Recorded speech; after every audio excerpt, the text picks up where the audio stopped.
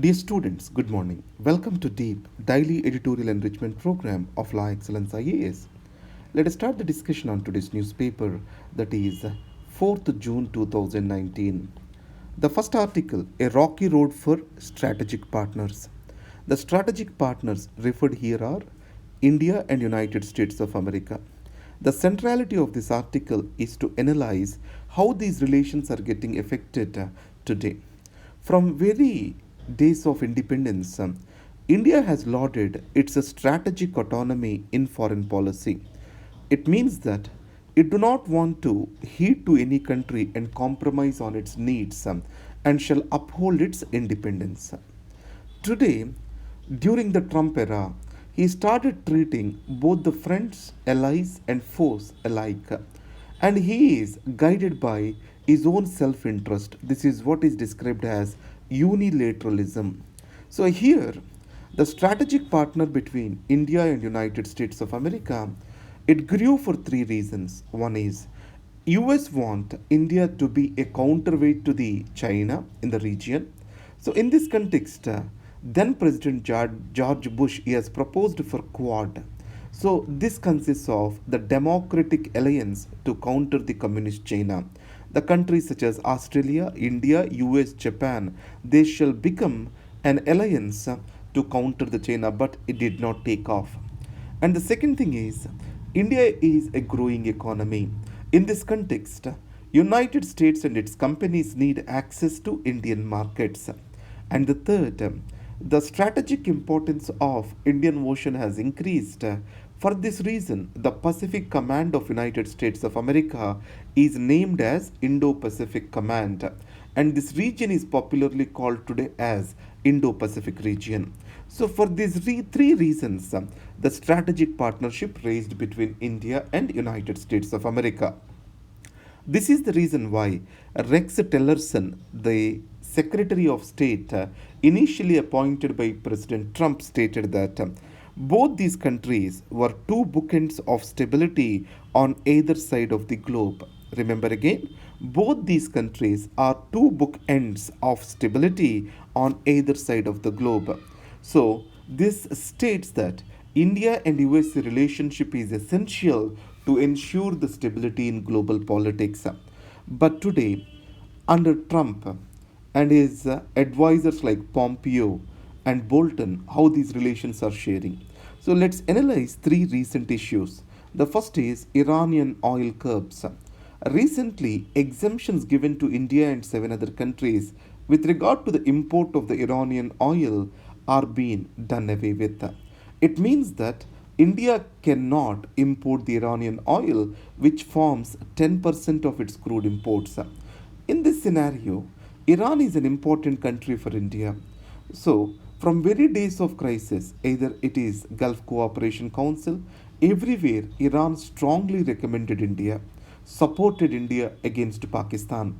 And the second, Iran is strategically important to bypass the Pakistan and to have a connectivity with Central Asia and Afghanistan. So that is the reason why India is developing a port in Iran that is called Chabahar Port. And further to this, both have a common concern to terrorism. So Iran is strategically important to India. In spite of that, US is pushing India not to import any Iranian oil. That's a clear compromise for strategic autonomy of India. The second one is with Russia. USA has made a law that is called CARTSA Act. So countering American adversaries through Sanctions Act. Let me repeat it again. Countering American adversaries through Sanctions Act. So this CARTSA Act was made by the United States of America. So according to this, any country which is an adversary to USA, from that country, a third country, if it imports or does business, that can attract the American sanctions. Now, India and Russia, they have signed S-400 Triumph deal. So that's a very big deal where India is trying to import these anti-missile defense systems from Russia. So, using this CARTSA Act, US is threatening India for sanctions. So this is kind of a situation where India cannot move away from its friend, long-standing friend Russia, and at the same time cannot bear the economic sanctions of United States of America. And the third is with regard to economy. So Trump accuses India of high tariffs on its products. So that's why the market access to United States of America and its products, especially the milk products and automobiles, is not an on equal play. So in this context, India is removed from this preferential trade system, that is generalized system of preferences. Almost 10% of India's trade with the United States of America, close to $6 billion, happens through GSP. Now, if you observe all this, though India was considered as a strategic partner, Mr. Trump and his administration has little consideration for its allies and for its friends. It is not just with India. The cancellation of the Iran nuclear deal has kept entire Europe into limbo. It means that the Trump unilateralism is not good for the stability of the world and stability of the democracies. This is what this article talks about. The sum and substance of the jobs data is the next article. It is about levels of unemployment and recent survey conducted by National Sample Survey Organization. You know NSS conducts sample surveys. One among that is periodic labor force survey. So this periodic labor force survey, it has clearly stated that the unemployment rate is 45 years all time high. So what can be the reasons for this? So how the unemployment rate is calculated? The total unemployed people among the labor force. So total people who are looking for a job, among that how many are unemployed? That is what is called unemployment rate. So either the number of people who are jobless increases, unemployment rate increases, and total labor force increases, then also unemployment rate increases. Along with that, there is another factor that is called suitability of the job. For example, if the number of engineers are high in the country and they are looking for a quality formal job, if they are not getting that and they have to compromise with 10,000 or 12,000 salary, probably they may not be willing to take this job and they keep on waiting to get the right job. So in India, this article emphasizes that the number of people who are looking for the quality of the jobs have increased. And the second, the number of educated people have increased in this decade. So, young population, demographic dividend, their aspiration for the good or quality jobs, these are all making the young people continuously searching for the jobs rather than taking up the job before them. So this is clearly visible in the periodic labor force survey. If we observe, so among the educated people, unemployment has increased. Among the urban people, unemployment has increased. And the second thing is the rise in unemployment rate is high among 15 to 30 years age group rather than after 30 years age group. Normally post 30 years an individual gets married and he gets settled for the job to take care of his family. So that's why the unemployment rate is not very high as the risk tendencies are low. But after graduation, before marriage, individual tries to take up an aspirational job. That's how this article talks about.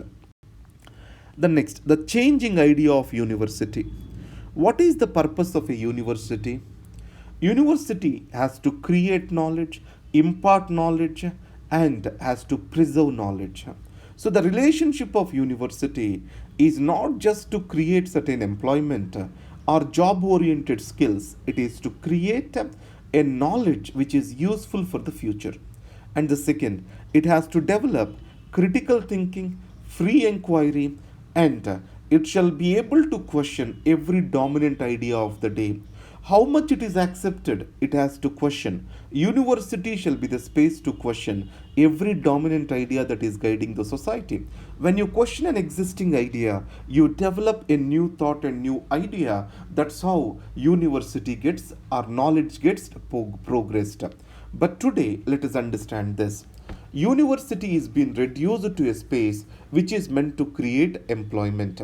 So, market oriented skills, it means job oriented skills and providing for high scale jobs has become the objective of education. So that's why the today universities are being converted into space for the market needs. And the second thing, the performance related indicators are being developed for the universities. So these are based again on market needs. So because of this, if you can perform well as per the needs of the market, you get greater autonomy to perform. If not, there will be over regulation and underfunding of that university. And the third thing which we are seeing is illiberal forces growing on the universities in the name of nationalism. So, this illiberalism and also lack of scientific temper and promoting conservative ideas and retrogressive ideas like astronomy, which are again is the science, is degrading the spaces for university. And there is an unusual hierarchy which is growing in the universities. The institutions of eminence are being brought in. So these are being provided with higher funding and greater autonomy, neglecting institutions which are established for decades together. And foreign universities are expected to pose an unequal playing field between Indian universities and the universities from outside. It means university education in India is under challenge. The next, the anatomy of an image. Today, most of the people they think about Hindutva as a reason for the success of BJP in elections. But if you carefully observe, there is a propaganda machinery that is created using the social media. So the social media is a highly unregulated space, and this unregulated space is the space where the fake news are growing, and these are also called alternative facts. And today, these alternative facts are so widely circulated and repeatedly liked and shared, and that is creating something called a mirror effect or an echo chamber. You listen to the same thing again and again. In Andhra Pradesh, YSRCP has hired a consultant by name Prashant Kishore who devised that machinery for BJP. So they did the same thing, creating something called echo chambers. So any mistake of the opposition is highlighted and any wrong or failure of the government is masked by providing for an alternative fact. And an army of people are created for trolling and also to provide for likes. These all the things are creating a kind of information asymmetry among the minds of the people. So finally our minds are getting manipulated to the electoral benefits of the political parties. This is what the anatomy of an image talks about. It is the time electronic media, social media need to be regulated or need to be put into certain controls, checks and balances to protect the democracy from these alternative facts. So this is what today we call it as democratic deficit. Alternative facts leading the public space, leading the or guiding the media space is reducing the democracy, reducing the free opinion, which we have rightly called as democratic deficit. Crisis diffused. This is about draft national education policy. So the three language policy brought in by the Indira Gandhi government was emphasized in the national education policy. According to this, a child from North India shall learn English, Hindi and one native Indian language. And then a child from the South India, he has to learn Hindi, English and mother tongue. So it is being felt that Hindi is being imposed forcefully on South Indians. There is resentment against this in Tamil Nadu and also in West Bengal. Though the three language policy or formula was agreed, most of the southern states do not follow. If you take Tamil Nadu, they are interested in only two language formula, that is mother tongue plus English. They are not interested for compulsory imposition of Hindi. So when official language act was passed, there was lot of resentment in Tamil Nadu. And Tamil Nadu even boycotted the Republic Day.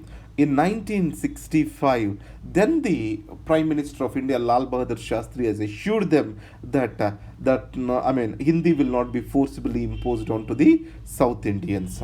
And Jawaharlal Nehru was also very sensitive to the needs of the South Indians. In this context, draft national education policy talking about three language formula again raised the linguistic issue, which was very sensitive.